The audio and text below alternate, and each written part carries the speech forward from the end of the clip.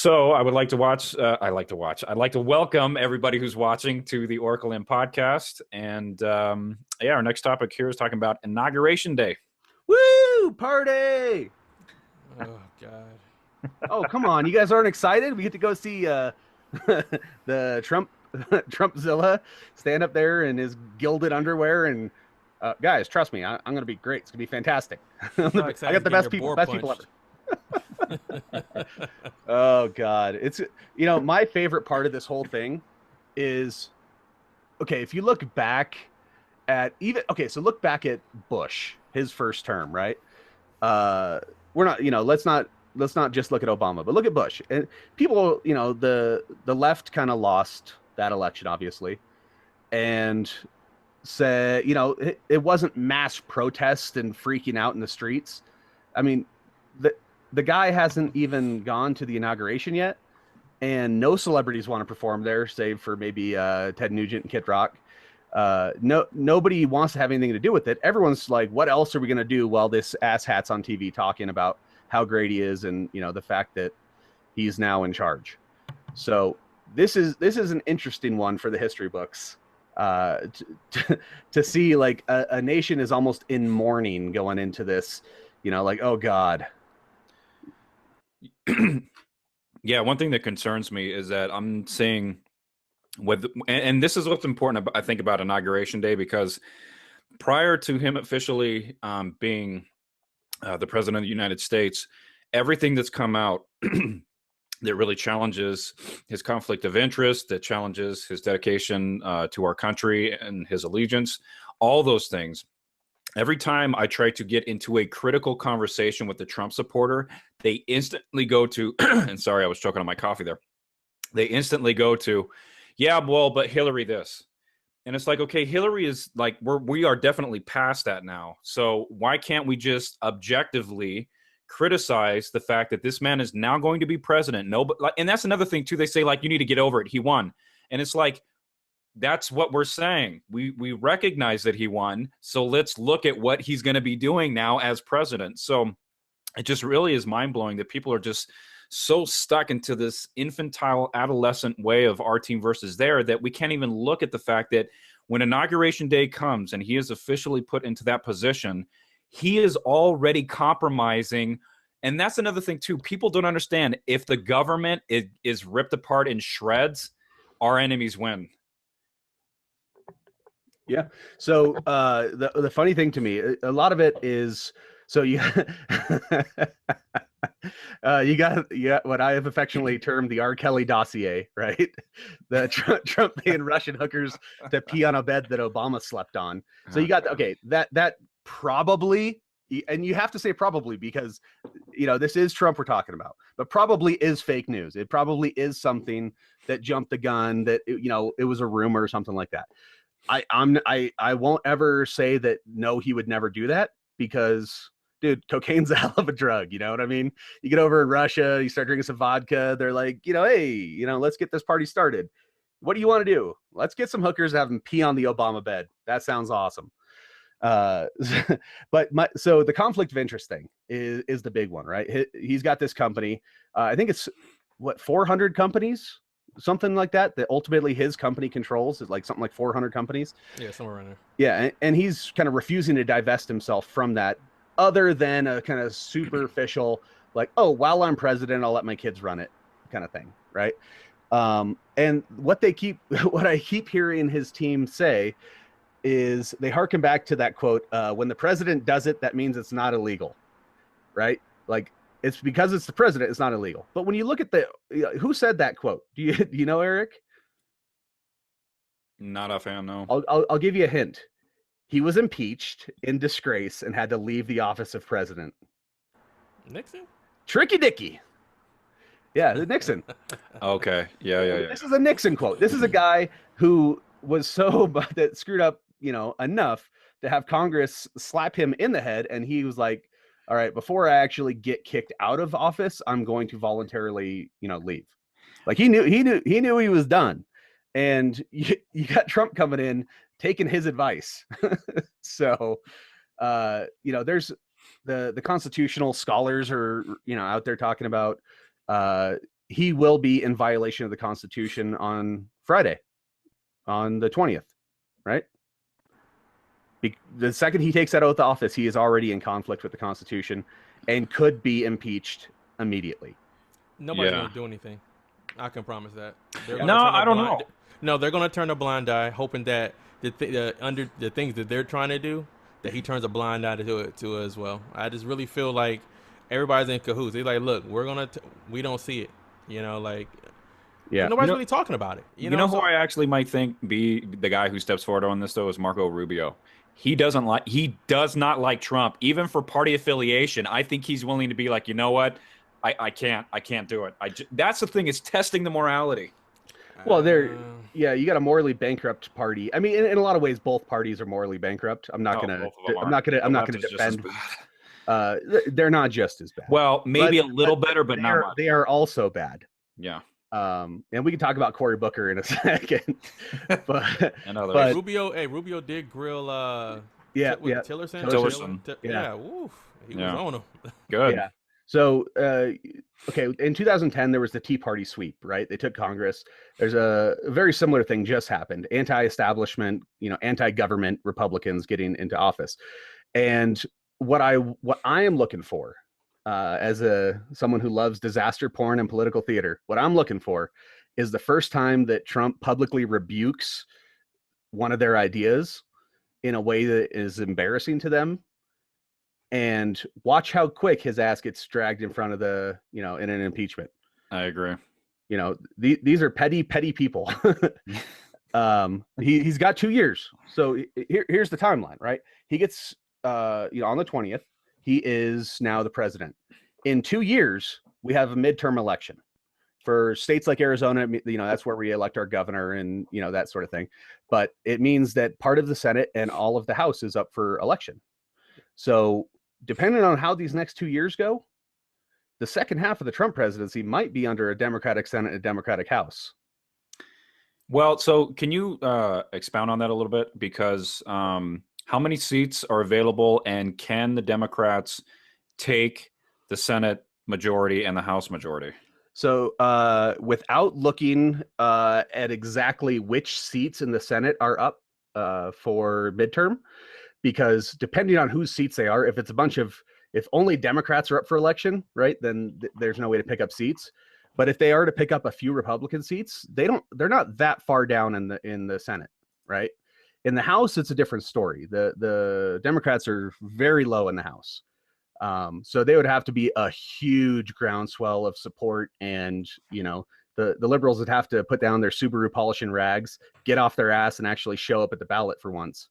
But if that happened, then you could see them pick up enough in the House to take the majority, or at least really narrow it to where they don't have a super majority. They just have a simple majority, which if you ever look at Congress, their rules are stupid. Certain things, they only need 51 votes, 51%. Other things, they need a super majority or 60 votes out of 100. So depending on what it is, and the Republicans are great at this. I mean, they're they're lawyers, right? They're writing these rules saying, well, if I want to do this so that it can never be challenged by a filibuster, by the minority standing up and saying stop, then I have to do it as the following type of bill. So a lot of what they're doing that kind of thing. So it's going to be interesting to see, especially in 2 years, where this goes. So just to bring up something that I just found. So there's an article that was written just after the election this year talking about that midterm election. And they were saying that it favors Republicans in a big way because the GOP will only be defending 8 seats, where the Democrats must fight for 23 of those, 23 seats. And that there's an additional 2 that are held by independents. So, and that's for the Senate. So it seems like, the Democrats have already been having a tough enough uphill battle, but now they just have to retain those 23 seats and then try to persuade those additional seats that are in the Senate. Well, and it's interesting because right now we're talking about the inauguration. This guy's about to become president. There's repercussions all the way, what they call down the ticket. Generally, if you go to the ballot box, president's up top and you work your way down to the city. So as you go down the ticket, there's repercussions. If you if Trump is as bad and the congressional Republicans are as bad as it seems like they might be, right?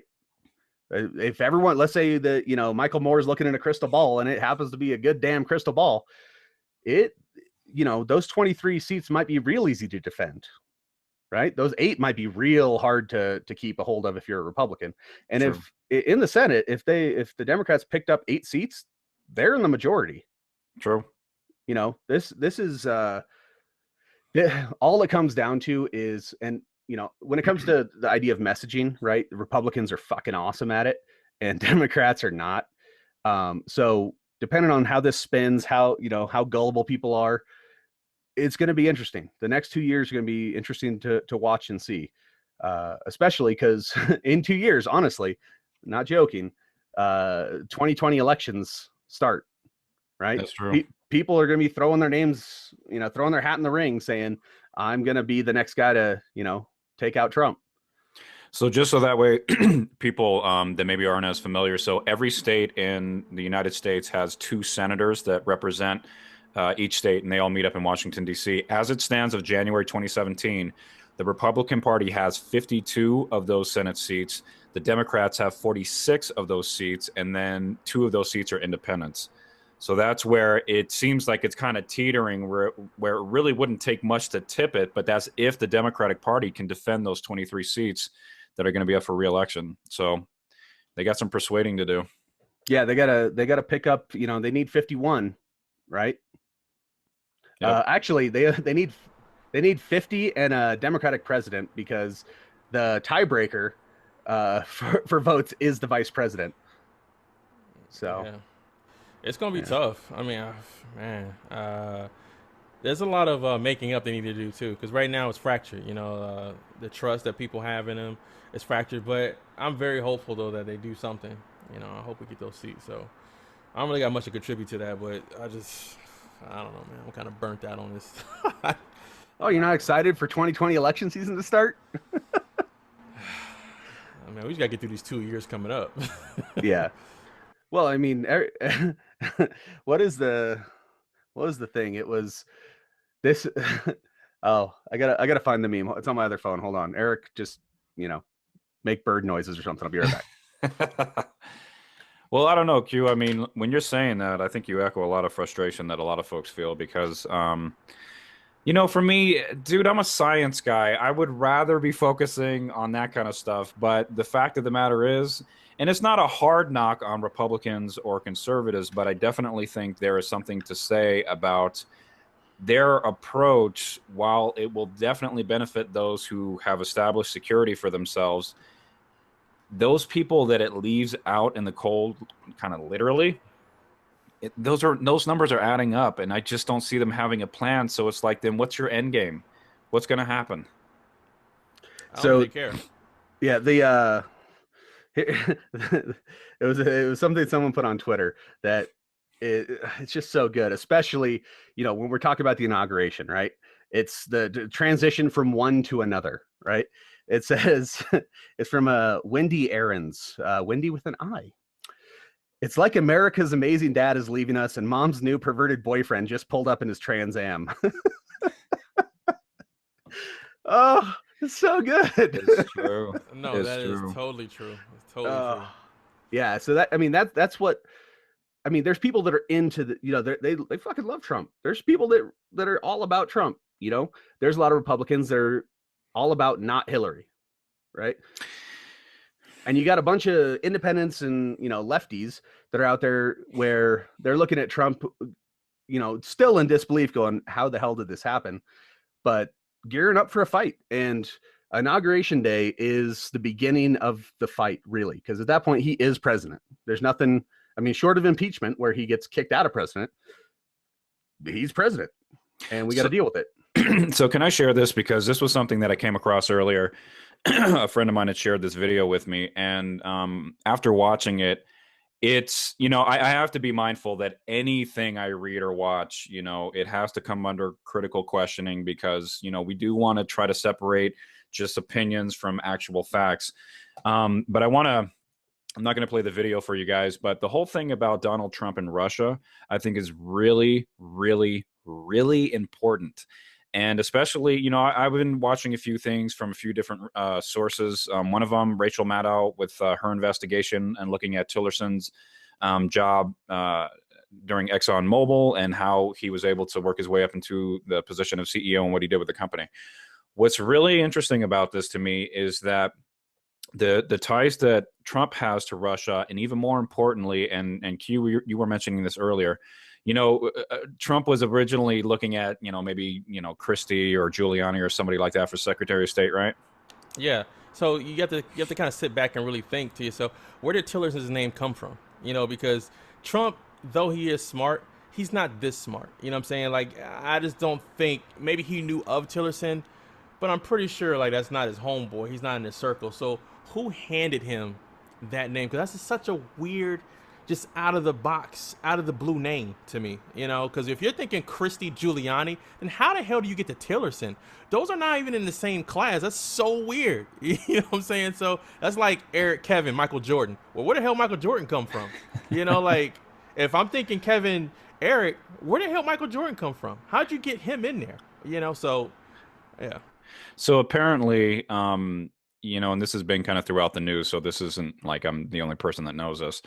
But apparently, Tillerson has such close ties with Russia that he's been awarded like one of their, top honorees as a friend of Russia. So they've been working together on oil exploration for a long time.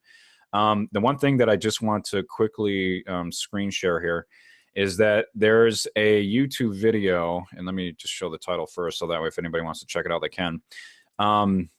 Where this guy looks like he just kind of collected a bunch of information and did this very short documentary on it, but it's called Putin's Arctic Ambitions.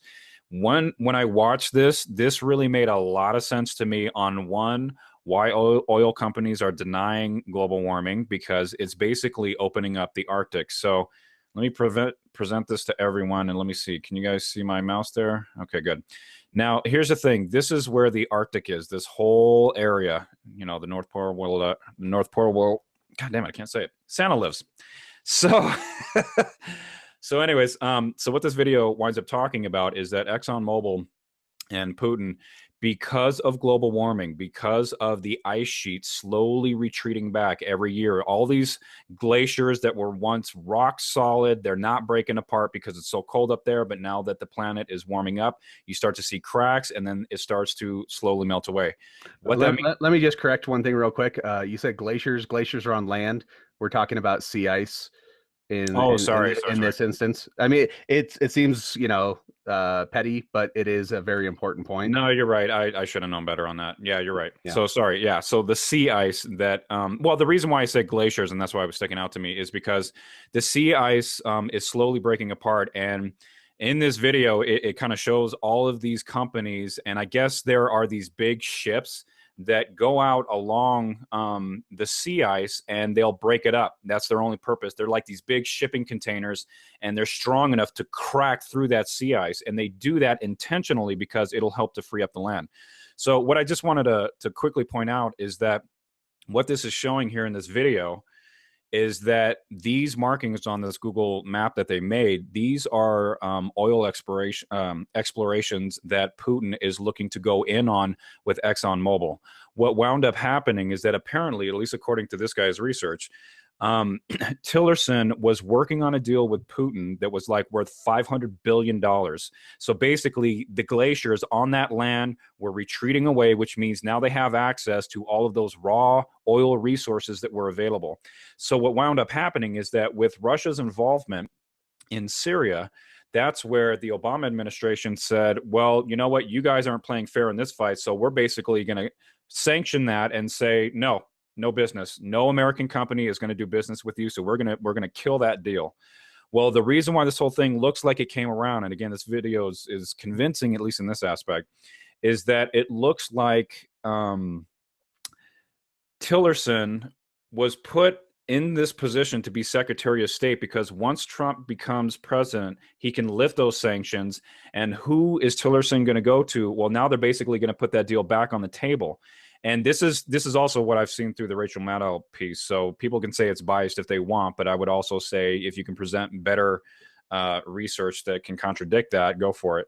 But at least according to what I've seen from this, it looks like a convincing argument that, and it makes sense. That's why Tillerson would be there, and that's why Trump, who's best friends with Russia anyways, if that deal goes back, $500 billion is a lot of money.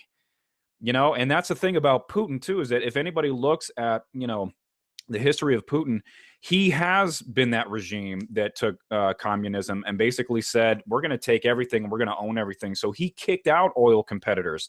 It's all state run now. So it's really interesting to see how this power move, which is essentially what this is it totally makes sense to me. So Yeah, I think we need to be careful. I think a lot of people are drawing the same conclusion. And, the Trump transition team, which, becomes his cabinet and his actual staff come Friday the 20th, are saying, nuh-uh. That's about what you're getting out of it. Nobody was saying nothing negative. If you look at when Rubio was questioning Tillerson, like, you could not get him to say anything. You couldn't get him to own anything that Putin did. You know what I'm saying? Look at Trump coming in. He won't say nothing negative. Like, he's going after his own, going after the FBI or whomever. Different things. Everything he has to say about Putin is in glowing terms. Like, he's trying to normalize the behavior and the things that he's done, in the past, Putin. And so, to your point, Eric, and to what you were saying too, Kevin, it's just like, he's trying to set the stage like, no, he's a great guy. He's this, he's that. Putin and I are great friends. He's had nothing but great things to ever say about me. Putin's a great, this and he's that. Tillerson won't say anything. He won't own anything. Oh, I need more information before I can make that type of, when he's asking about the cyber hacks and stuff like that. I need more information before I can you make touch on that? Because what's important to that, and I'm not cutting you off, we'll come right back to that. When Tillerson was being interviewed with this hearing as Secretary of State, where Congress and the Senate basically asked him questions about conflict of interest and everything and what's going on around the world, how would you handle these different situations? Tillerson basically would not take a stand on anything despite some rather obvious human rights violations, and just basically said, and this was his tagline, and that's why I'm saying this, I need more information. I don't have the same information that you guys had, so I need that information. And basically, it sounds like he's not really going to be focused on much else unless there's this governmental official documentation where, if you look at journalism, those are people on the ground who also give that information. So that was his tagline, though. I didn't have enough information of anything. His more important thing he said, too. A lot of people kind of looked over this. When he said we'd have to look at it country by country. We need to see what type of agreements or what type of trade we have with each country, depending on what type of sanctions we would put on them. Because Rubio said, well, it shouldn't matter, but he said, well, we need to look into that to see what type of agreements we already have with that country. So he specifically said it would have to depend on the country. Some countries, straight off the bat, if you can't do nothing for us, you're sanctioned. But if you got something that we need, even though you're a direct threat, that you attacked us directly and you're a threat to our security, we still need to look at it. That's what he said, so, and if you think about that, that's very dangerous. Just that right there in itself is very dangerous, because he said if Russia did it, we still need to look at it. Because we don't want to mess up anything that we already have going on. Got to pay attention to these type of things. Same thing with Saudi Arabia, right? And 9/11. The majority, if not all of them, were Saudis. And, there's documents that just recently made the news of potentially, the state funding for some of their actions. But because they are such a big oil player, there's only so far that we're willing to go with critique on them. And that is something that, in and of itself, that is troubling as hell. And to see that becoming the law of the land for this administration is, well, okay, fine, you killed a couple of million people, but you got oil, baby. That to see that continuing is troubling. And I do have I have one ask of Anonymous, the computer hacking organization, who they're big fans of the show. If you can get your hands on that Trump Russian hotel, Russian hookers peeing on the Obama bed video, come on, baby, play that during the inauguration on YouTube. Just put it up, and I want to see YouTube. I want to see YouTube crash from the weight of all of the streaming of that glorious thing. So guys, I know you're watching. I know you're out there. If you see that, put it up. Let's have some fun with that bad boy. They've definitely done some research on it too, because I know BuzzFeed put something up, and so when they actually put up the information about what happened, they never really had any sources, and I think there was like 4 or 5 different editors too as well that kind of pieced it all together, and they had spelled some things that wrong, incorrect, some names wrong, stuff like that. So a lot of people feel like there was like trumped up, for lack of a better word, a trumped up story. So, um, but I would like for it to be true. I would love to see that being played on Inauguration Day. Who wouldn't love to see that? But one thing I would like to say too, and kind of just to end it on that for my part, is if we kind of look at the press conference, we didn't even touch on that. The press conference that he held, how he was saying, CNN, everybody else was fake news and stuff like that. But just the dynamic and just the way he handled it. You take a question from Breitbart, but everybody else, you will not allow nobody else to ask you a question, because he knows he can't answer any of the questions. Like, what president says that? I can't remember a president for the life of me that's ever conducted a press conference like that. And ever attacked the media saying you're fake news, I'm not going to answer it. You might be like, next question, I'm not going to deal with you. But I've never seen nobody who, president-elect, attack the media like that. Like, does anybody want to weigh in on that? I just thought that was... Well, it's not the media. It's CNN. This isn't, Yeah, you're right. Yeah. This isn't Bob's News Service. This is the big dog. This is the big dog in the room. Yeah, but at the same time, wouldn't you agree that anybody who would criticize Donald Trump is who he's now going to go after, regardless if it's And I do have to admit, when I saw that thing come out, everybody under the sun who published that said this is unverified, and every time I read that, I'm like, you guys are just screwing this up.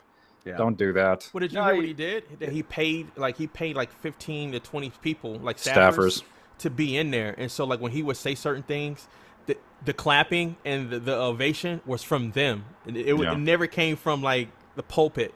Well, he did that his whole campaign as well. Like when he kicked off his campaign, he was paying people to stand in and clap. Right. They were threatening the journalists too. Like they was kind of like trying to bully him.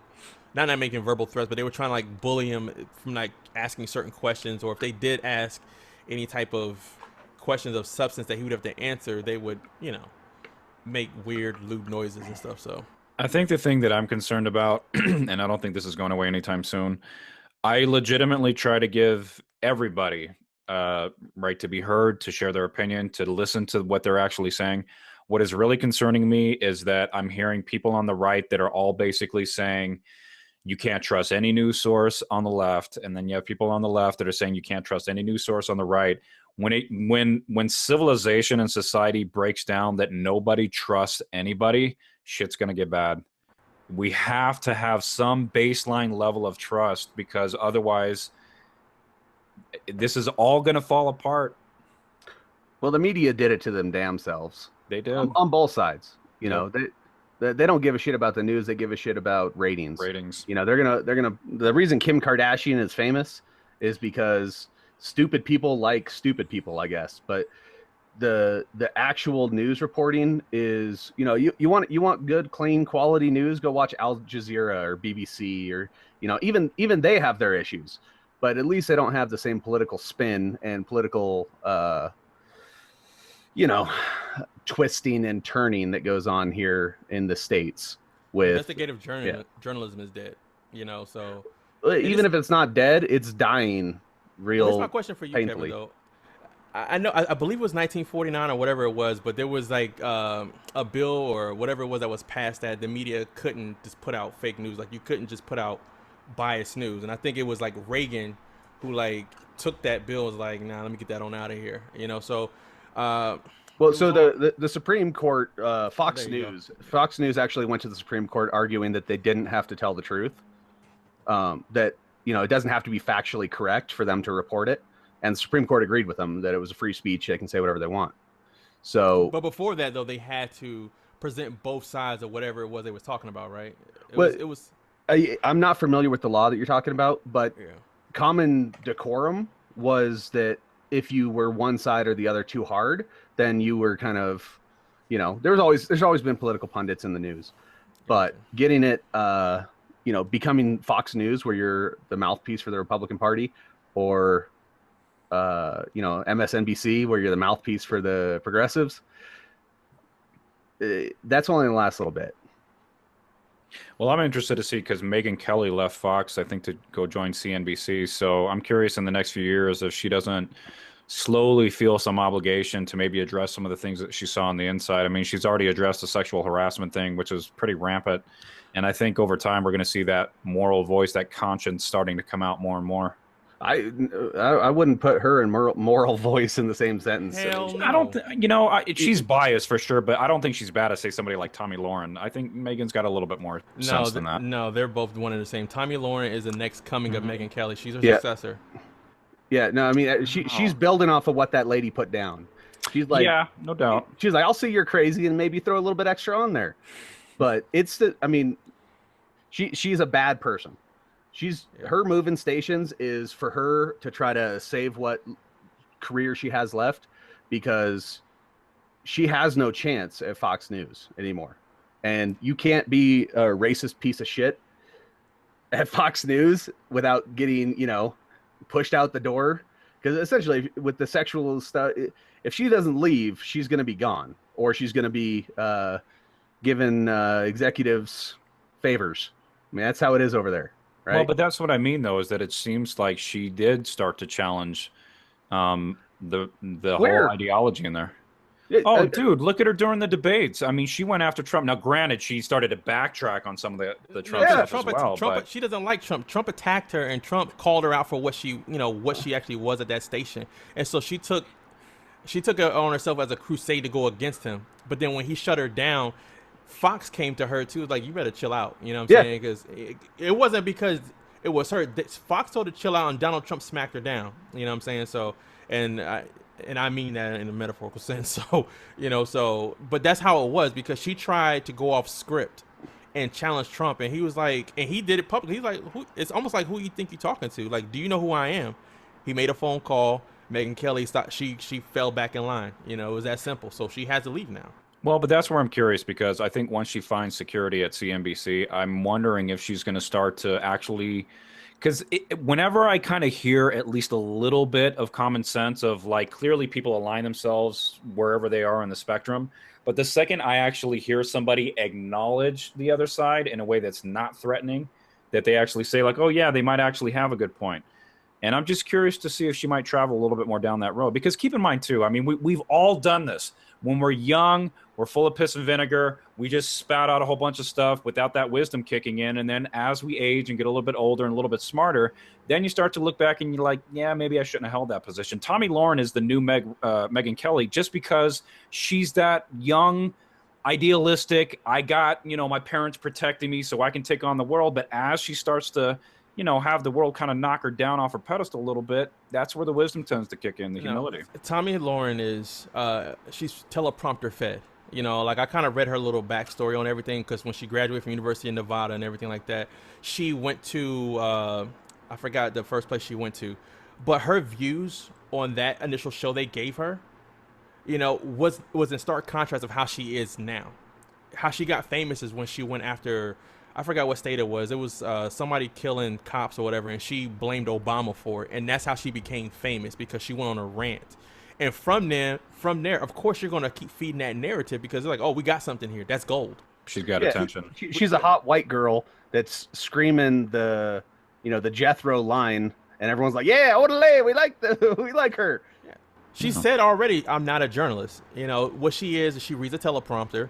There's really, I mean, I think she has a degree in journalism, but she said it, though, that I'm not a journalist. I'm pretty much a video blogger is pretty much what it is. Because don't forget, the station she's on, the internet station, Glenn Beck owns that. The Blaze is under Glenn Beck. That's Glenn Beck's whole thing, so people don't know that either. Like, I read that, like, Glenn Beck owns all that, so, but I just kind of want to backtrack on one point too. So the thing I was talking about earlier, Kevin, it was called the doctrine instituted by the Federal Communications Commission as public policy in 1948 requires the nation's radio and television stations to afford reasonable opportunity for the discussion of conflicting views on issues of public importance.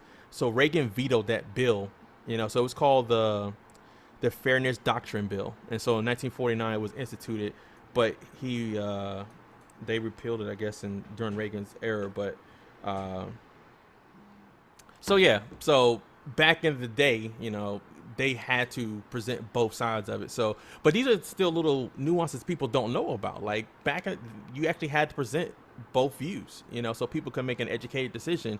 Now, with what you were saying with the Supreme Court and everything like that, you don't have to tell the truth anymore. It's whatever. It's you hear a story, you get it out as fast as you can. There's no fact checking. There's no credit, no verifying sources. It's like, Quan did this, get it out. Just get it out. We'll figure it out later. So. Yeah. All right, guys. Well, we're at about time here. So, yeah, I'd like to thank everybody who's been watching. We're going to get back on the ball here and start coming out different topics. I think we've been talking a little bit about, we're going to mix it up a little bit. It's kind of hard not to address Trump. And I know to a lot of folks out there is like, can we please talk about something else? We're going to mix it up, but I think it is important. Yeah, we have to look at this, because whether you're on the right or left, and I think people on the right are going to slowly start to see this when their conscience kicks in a little bit, that this is not about policy per se. I mean, people can take up what they want about particular issues. There's another thing with somebody who's actually endangering people. I think that's on a different level there. So do you guys have any final comments so we can wrap up? I had a friend on Facebook, and I'm not even going to reveal gender, but this person said that, they came out and they were like, oh, I voted for Trump, and it was like, I didn't vote for Obama both times, but I felt compelled that the best option was to vote for Trump this election. And this person definitely has, children that are of mixed race and stuff like that. But well, I gave the gender away, but she felt like she felt like Trump was the best option for that. And I was just, and I remember trying to talk to her about it, and I was like, I'm gonna leave it alone. Whatever. I'm gonna leave it alone. Anonymous, I know you guys are watching, big fans of the show. If you can find that video, let us know. If you want it as I'll put that out there as an exclusive, baby. 100% airtime. It's all go. If that tape exists, I want to see that. And I want to see it put up against his talking head during the January 20th inauguration. I want to, and I hope he's got a dirty, dirty mouth during that video. Well, I think it's safe to say that no matter who you are or where you work, we all need to buckle up for this, because, the last thing that I'll touch upon is what is kind of concerning me about what I'm seeing Congress go after now is that they basically want to open up federal land for purchasing. They want to repeal back some of the national park restrictions and just basically make this a wide open ball game. And that scares me more than anything, because if we don't protect what's out there, it's going to be used, it's going to be wasted, and then we're going to be left with nothing.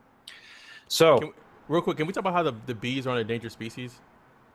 Oh God, people don't know, but we don't go into it. Bumblebees. Bumblebees. That's an episode, man. Let's talk about that on let's talk about that during a "We don't get to eat fruit anymore, you fuckheads" episode. Just don't forget, people, the bumblebees are on an endangered species list.